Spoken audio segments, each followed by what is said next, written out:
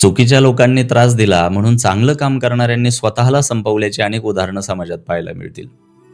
आजही आपल्या अवतीभोवती अशी काही उदाहरणं आहेत जी काही विशिष्ट प्रवृत्तींच्या त्रासाला कंटाळून हाती घेतलेलं चांगलं काम टाकून देताना दिसत आहेत.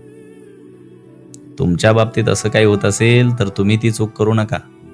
कारण ज्यावेळी चुकीच्या प्रवृत्तींना कंटाळून तुम्ही हाती घेतलेला वसा, निवडलेला सत्याचा मार्ग सोडून देता, तेव्हा अप्रत्यक्षरित्या त्या कुप्रवृत्तींचा विजय होत असतो.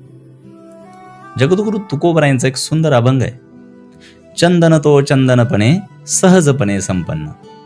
चंदन आपल्या मूळ चंदन जातीनं, त्याच्या स्वाभाविक सुगंधानं, त्याच्या गुणवत्तेनं संपन्न असतो. त्याला कोणाच्या प्रमाणपत्राची गरज नसते. उलट त्याच्या आसपास असणारे इतर साधारण वृक्षही त्याच्याकडे वेधले जातात.